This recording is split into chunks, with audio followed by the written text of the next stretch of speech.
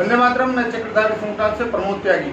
अगर किसी को सच सुनना पसंद नहीं है तो कृपया करके उनके लिए हमारी वीडियो नहीं है। आज महाराष्ट्र में बहुत बुरे हालात हो रहे हैं, खासकर मुंबई में लोग भूखे मर रहे हैं और देश की जनता का सारा कारोबार चौपट हो गया है। चाहे दुकान वाले हों, चाहे जॉब करता हो या मजदूर हो, सब रोड पर आ गए हैं।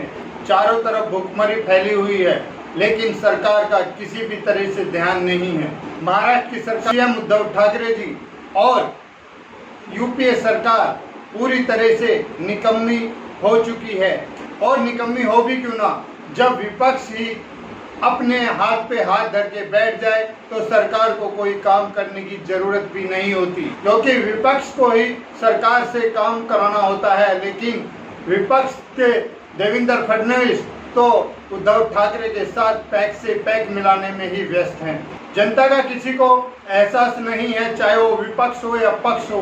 वोट लेने के लिए तो बड़े बड़े लुभावने भाषण देकर चले जाते हैं, लेकिन जब आपदा आती है तो ये सारे के सारे विपक्ष और पक्ष के नेता अपने घर में दुम दबाकर बैठ जाते हैं। और इसकी सबसे बड़ी अगर कोई दोषी है तो हमारी चाटुकार मीडिया, जो राई का पहाड़ बनाकर दिखाती है। हमारी मीडिया ने महेंद्र सिंह टिकैत के बेटे राकेश टिकैत को एक मसीहा बनाकर खड़ा किया और उसको इतनी पब्लिसिटी दी, इतना उसको हीरो बनाया कि आज उसी का हर्जाना पूरा देश भुगत रहा है।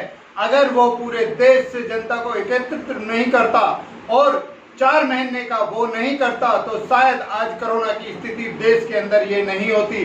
लेकिन इसका चाहे वो विपक्ष हो या पक्ष हो या सुप्रीम कोर्ट हो, किसी का भी इसके ऊपर ध्यान नहीं गया। राक्षसी रूपी राकेश टिकैत ने अपना तांडव दिखा दिया। आज पूरे देश की जनता में हाहाकार मचा हुआ है, लेकिन उसका मेन कारण कौन है ये तो मीडिया भी जानती है और सरकार भी जानती है। अगर राकेश टिकैत को वहीं पे रोक दिया जाता तो शायद आज ये नौबत नहीं आती। आज कोरोना की इस महामारी का सबसे बड़ा अगर कोई दोषी है तो वो मीडिया और राकेश टिकैत और विपक्ष, जो मोदी को गिराने के चक्कर में अपनी सहानुभूति जता रहा था। दूसरे नंबर पर हमारी वो जनता भी आती है जो राकेश टिकैत के बहकावे में आकर रात दिन एक करके 5 महीने तक उस चक्कर में बैठी रही और कोरोना की महामारी का खिलवाड़ करती रही। फिर हमारा विपक्ष आता है जिसने राकेश टिकैत को इतना प्रोत्साहन दिया,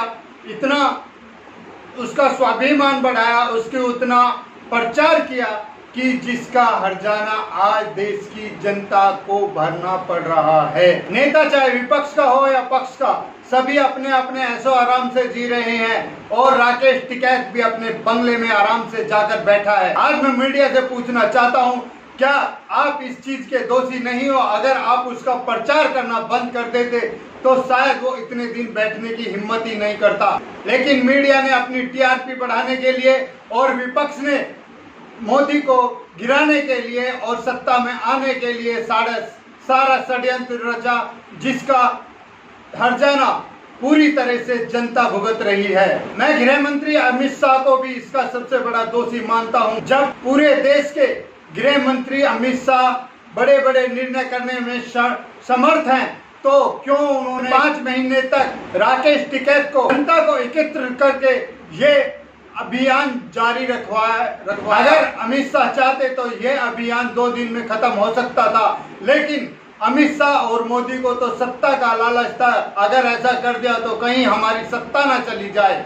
अरे सत्ता का इतना मोह है तो जनता के नाम पर ही वोट मिलती है। अगर जनता ही नहीं रहेगी तो तुम्हें सत्ता कहां से मिलेगी? इस कोरोना की महामारी को बढ़ाने में विपक्ष और पक्ष का दोनों का बराबर का हाथ रहा है, लेकिन जनता इसका दंड भुगत रही है। विपक्ष और पक्ष के नेताओं को तो सिर्फ सत्ता के नशे में चूर रहने की आदत हो गई है। दंड भुगत रही है देश की मजबूर जनता। और ये जो 5 चरण के चुनाव हुए हैं, इसमें मैं चुनाव आयोग को दोषी मानता हूं।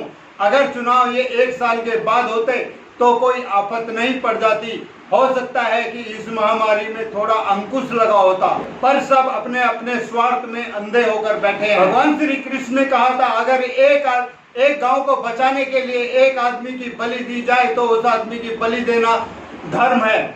और अगर 130 करोड़ आदमी की जान बचाने के लिए 30 से 40 हजार आदमी मार दिए जाते तो वो धर्म ही होता, अधर्म नहीं। आज अगर ये 5 महीने का आंदोलन नहीं चला होता तो शायद कोरोना का दूसरा कहर नहीं टूटा होता। आज हमारी और जनता की नज़र में सुप्रीम कोर्ट भी दोषी है, क्योंकि सुप्रीम कोर्ट को सर्वे सर्वा माना गया है। अगर सुप्रीम कोर्ट चाहती तो तुरंत ये आंदोलन बंद करा सकती थी और ये चुनाव भी बंद करा सकती थी, लेकिन सुप्रीम कोर्ट ने भी कोई निर्णय नहीं लिया।